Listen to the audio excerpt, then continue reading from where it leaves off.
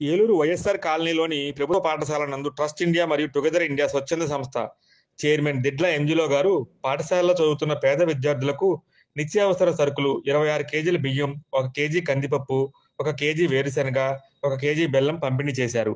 ఈ కార్యక్రమంలో దిడ్ల యాంజిలో గారు మాట్లాడుతూ తల్లిదండ్రులు విద్యార్థులను పనులకు పంపకుండా చదివించాలని, చదువుతో పిల్లల భవిష్యత్తు మారుతుందని తల్లిదండ్రులకు సూచించారు. ఈ కార్యక్రమంలో యూటీఎఫ్ జిల్లా అధ్యక్షులు షేక్ ముస్తఫా అలీ, మాజీ ఎంపీటీసీ శ్రీనివాస్, షేక్ దావూద్, జనసేన నాయకులు Sheikh Bibi Jan, SMC chairman Eddu Nagamani, school టీచర్లు తదితరులు పాల్గొన్నారు. దంపతులిద్దరికి కూడా ఒక్కసారి మళ్ళీ చేయాలని చెప్పేసి మిమ్మల్ని మనస్ఫూర్తిగా కోరుకుంటున్నాము. అలాగే గెలిచిన ఫస్ట్ ప్రోగ్రాం మనకు ఈ స్కూల్లో పెట్టారు. అడుగు కదరవటం మీ అదృష్టం. అదేవిధంగా మాకు కూడా చాలా చేయడం చాలా అడుగు, చాలా శాశ్వతమైన బలమైంది. మరి చదవాలి కదా అని చాలా మంది పొగరగా ఉంటారు. అలాంటి పొగరు నాయకులు కావడం లేదు.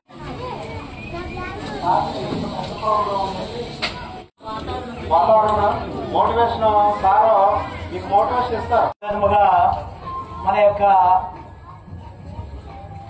ఎంపీటీసీ గారు శ్రీనివాస్ గారు, జావేద్ గారు, యేస్పాల్ గారు, అదేవిధముగా మేడము బేబీ గారు, అదేవిధముగా మరి మా యొక్క లయన్స్ క్లబ్ మరి ప్రెసిడెంట్ గారు అయినటువంటి మరి ముస్తఫా అలీ గారు, నా యొక్క నమస్కారాలు. తల్లులందరికీ కూడా నా యొక్క నమస్కారాలు. తండ్రులకు కూడా అందరికి కూడా నా యొక్క నమస్కారాలు. టీచర్స్ ముఖ్యంగా మా యొక్క స్టీఫెన్ గారు నా యొక్క చాలా ది బెస్ట్ ఫ్రెండ్ అని చెప్తానమాట. Okay master. అదేవిధంగా టీచర్స్ అందరూ కూడా నాకు మంచి ఫ్రెండ్స్. ఓకే సరే, మీరు అందరూ కూడా మాట్లాడింది చాలు కానీ మాకు ఇచ్చే వెళ్ళిపోతాం అంటారు. అంతేనా కదా? ఎవరు నా ఎంత చూస్తారా? వీళ్ళంకే చూస్తున్నా. ఈ నథింగ్ ఇవి వాళ్ళని చదివించాలి. భవిష్యత్తులో వాళ్లే మీకు దన్నుదన్నుగా ఉంటారు. అర్థమైందా? కాబట్టి బాగా చదివించాలి పిల్లల్ని. ఒకటి మాత్రం నేర్చుకోవాలి, చేప పట్టి ఇస్తే వాడికి బుద్ధి రాదు, పట్టడం నేర్పిస్తే వాడికి బుద్ధి వస్తుంది. అవునా కదా? అవునా? చేపను నేను పట్టేసి మీకు ఇచ్చాననుకో, దానివల్ల లాభమే ఉండదు. ఎవడో ఒకటి వచ్చి పట్టిస్తారులే అనుకుంటాను.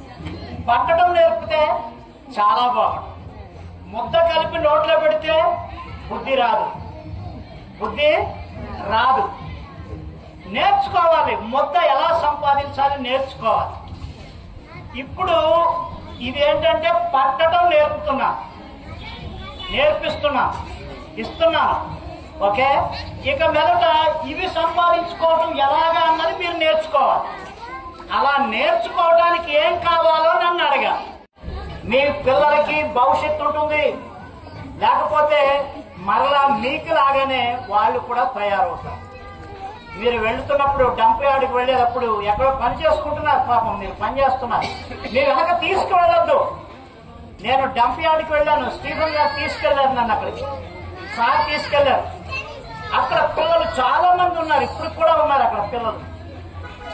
వాళ్ళ భవిష్యత్తు ఏంటి? అసలే వాళ్ళ భవిష్యత్తు ఏంటి? వాళ్ళు ఏం పాపం చేశారు? లేదు, చాలా మంచి పిల్లలు, అమాయక పిల్లలు, ఆలోచన లేనటువంటి పిల్లలు. అటువంటి వాళ్ళని మీరు తల్లిదండ్రులైనటువంటి మీరు చదివించాలి, ఇక్కడికి పంపించాలి. అర్థమైందా? నేను మాస్టర్ గారికి చెప్పాను, స్టీవెన్ గారికి చెప్పాను. ఏమని అంటే, మీరు ఎవరు వచ్చారో పిల్లలు ఆ తల్లిదండ్రులకే ఇవ్వండి, చెప్పొద్దు. మీరు ఇంతమందికి ఇవాళ ఇచ్చేస్తున్నాం మనం అని చెప్తే చదివించండి. వాళ్ళకి నయాన్నో భయాన్నో చదివించండి. ఒక పద్ధతి అలవాటు చేయండి. వాళ్ళకి ఒక పద్ధతి అలవాటు చేయండి. ఒక పద్ధతి. ఒక 22 సంవత్సరాల నుంచి మేమిద్దరం కలిసి ఒక 3,000 నుంచి 4,000 మంది పిల్లల్ని చదివించాం. మేము మా హాస్టల్లో పెట్టుకుని. మా హాస్టల్లో పెట్టుకుని వాళ్ళని చదివించాం. ఎందుకంటే నాకు ఉన్నటువంటి ఏమిటంటే నేను చూశాను, కొంతమంది పిల్లలు బస్ స్టాండ్లలో చూశాను, కొంతమందిని పార్కులలో చూశాను, కొంతమందిని సినిమా హాళ్లలో చూశాను. ఇలా చూసినప్పుడు నాకు అనిపించింది, వాళ్ళని అడిగాను, ఏమిటి మీరు ఇక్కడ ఉన్నారేంటిగా, ఇప్పుడు బడి జరుగుతుంది కదా, బడి జరుగుతుంది, మీరు ఇక్కడ ఉన్నారేంటంటే అక్కడ చెప్పేది నాకేం అర్థం అవట్లేదు, బడిలో మీ దగ్గర నుంచి కాదు, వాళ్ళు చెప్పినటువంటి చెప్తున్నా, నాకు చెప్పేది ఏమీ అర్థం అవ్వదు, హోంవర్క్ చేసుకురమ్మంటారు, మా అమ్మ చదువుకోలేదు, మా నాన్న చదువుకోలేదు, కాబట్టి హోంవర్క్ చేసుకుని పట్టుకెళ్ళకపోతే మరుసటి రోజు టీచర్ గారు కొడతారు, లేకపోతే అందరి ముందు కూడా మమ్మల్ని ఇన్సల్ట్ చేస్తారు, మాకు సిగ్గేస్తుంది, మేము బడికెళ్ళం, మాకు రాదండి చదువు అన్నారు. అరే బాబు అలా కాదు, నాతో వచ్చేసేయండి, నాతో రండి, మీకు హాస్టల్ ఫెసిలిటీ కల్పిస్తాను, హాస్టల్ ఫెసిలిటీ, మీకు చదువు చెప్తాను. ఇంటికాడ అమ్మ నాన్న చదువుకోలేదు కాబట్టి మీకు భయం వేస్తుంది చదువు అంటే, మీకు లెక్కలు నేర్పిస్తాను, సైన్స్ నేర్పిస్తాను, ఇంగ్లీష్ నేర్పిస్తాను, సబ్జెక్టులు ఏ అయితే భయం ఉన్నాయో అన్నీ కూడా నేర్పిస్తాను, నేర్చుకోండి, నిర్భయంగా బడికి వెళ్ళిపోండి అని చెప్పి నేను చెప్పడం జరిగింది. అలాగా నా దగ్గర పెట్టుకుని ఇప్పటికి కూడా పిల్లలకి ట్యూషన్ చెప్పిస్తున్నాం మేము. సైన్స్ కానీ, కెమిస్ట్రీ కానీ, ఫిజిక్స్ కానీ, మ్యాథమెటిక్స్ కానీ, ఇంగ్లీష్ కానీ చెప్పడానికి మాస్టర్లు అక్కడికి వస్తారు. మా హాస్టల్ క్యాంపస్ ఉంది, ఆ హాస్టల్ క్యాంపస్ లో మేమిద్దరం ఉంటాము. మా పిల్లోడు లండన్ లో ఉంటాడు, భార్యను బిడ్డలతో కలిసి లండన్ లో ఉంటాడు మా పిల్లోడు. మా పాప, చిన్న పాప వచ్చి జర్మనీలో ఉంటుంది, పెద్ద పాప వచ్చి మాస్టర్ గారు, శ్రీనివాస్ గారు వీళ్ళందరూ చెప్తూనే ఉన్నారు. చాలా మటుకి అర్థమైపోయి ఉంటాయి, ఇంకా మేము కూడా చెప్పవలసిన సార్ మాట్లాడారు.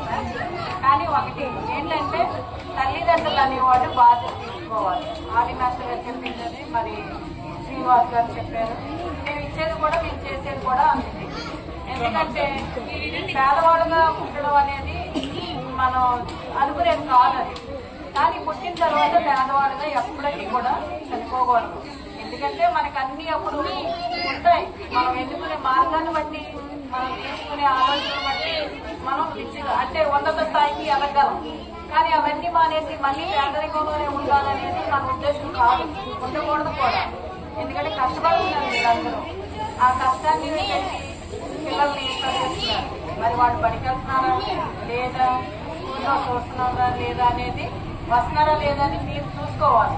ఇక్కడ స్కూల్లో ఉన్నంతసేపు టీచర్స్ బాగా తీసుకుంటారు, వాళ్ళకి చక్కగా పాఠాలు చెప్తారు, మంచి చదువులు ఇస్తారు. అలాగే ఇంటికి వచ్చిన తర్వాత తల్లిదండ్రులు కూడా ఏం చెప్పారమ్మా, ఏం చదివారు, ఏమన్నారు, స్కూల్లో ఏం జరిగింది అనేది కూడా మీరు కూడా చెప్తూ ఉండాలి, అడుగుతూ ఉండాలి. అలా టీచర్స్ చెప్పినవన్నీ కూడా మీరు చెప్పి ఎంత టైం లేనప్పటికీ మనం మన పిల్లల పట్ల బాధ్యత తీసుకోవాలి. ఎందుకంటే వాళ్ళని మనలాగే ఉంచుకోవడం. నా దగ్గర ఉన్న పిల్లలు నేను 2003 నుంచి స్టార్ట్ చేసామండి. నాకు ఇచ్చే పిల్లలందరూ కూడా ఉన్నతమైనటువంటి పిల్లలు కాదు, మీలాగా పేదలో వచ్చిన పిల్లలు, తల్లిదండ్రులు లేని పిల్లలు ఎక్కువ నా దగ్గర. మరి వాళ్ళందరినీ కూడా మేము ఏదో మా తగ్గ విధంగా నేను పెంచుతాను. కానీ ఈ రోజు నేను వాళ్ళందరూ సాఫ్ట్వేర్లు, ఎన్ఆర్ఐలు, తర్వాత మంచి మంచి లెక్చరర్స్ అంత మంచి పొజిషన్ లో ఉన్నారనమాట. అలాగా పొజిషన్ లో చూడాలనేది సార్ గారి కోరిక, నా కోరిక.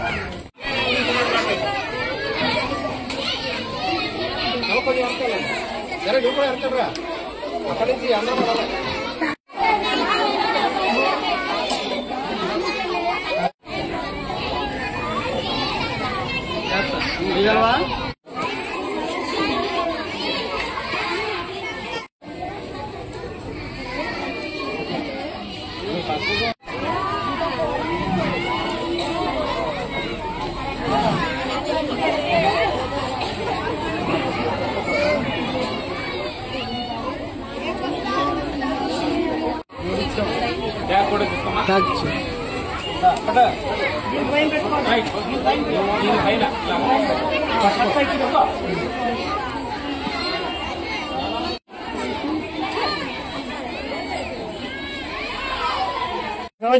వైఎస్ఆర్ కాలనీలో చదువుకుంటున్నటువంటి పిల్లల యొక్క కుటుంబాలకి దాదాపుగా 75 కుటుంబాలకి బియ్యము 26 కేజీల బియ్యము, బెల్లము, తర్వాత వేరుశనగ గుళ్ళు, తర్వాత కందిపప్పు అన్నటువంటిది ఒక్కొక్క కుటుంబానికి అందజేయటం అన్నటువంటి జరిగింది. పిల్లలందరూ కూడా క్రమం తప్పకుండా బడికి రావాలన్నటువంటి దృక్పథంతో ఈ కార్యక్రమాన్ని గ్రేస్ ఇండియా సంస్థ వారు, టుగెదర్ ఇండియన్ సంస్థ వారు కలిసి ఏర్పాటు చేసినటువంటి ఈ కార్యక్రమానికి మరి చాలా మంది మరి తల్లులు రావడం అన్నటువంటి జరిగింది. వారి పిల్లల్ని బాగా చదివించుకొని వాళ్ళ పిల్లలకి కావలసినటువంటి పౌష్టికాహారాన్ని అందజేసి తద్వారా వాళ్ళ పిల్లలందరూ కూడా ఆయురారోగ్యాలతో ఉండాలన్నటువంటి దృక్పథంతో ఇది వారికి అందజేయటం అన్నటువంటి జరిగింది. అదేవిధంగా పిల్లల్ని బడి మాన్పించకుండా పిల్లల్ని ఎప్పుడూ కూడా స్కూల్ కి పంపిస్తూ ఆ పిల్లల యొక్క భవిష్యత్తు నానాటికి పెంపొందే విధంగా తల్లిదండ్రులు కృషి చేయాలన్నటువంటి దృక్పథంతో ఆశతో మేము ఈ యొక్క వస్తువులన్నింటినీ కూడా ప్రతి కుటుంబానికి ఇవ్వటం అన్నటువంటిది జరిగింది. ధన్యవాదాలు. మా 13వ డివిజన్ కేసర్ కాలనీలో పేద విద్యార్థులు ఉన్నారని చెప్పేసి గ్రహించి దగ్గర యాంజల్ గారు ఈ యొక్క మంచి మనసుతో పెద్ద మనసుతో ఈ యొక్క కార్యక్రమం చేయడం అనేది జరిగింది.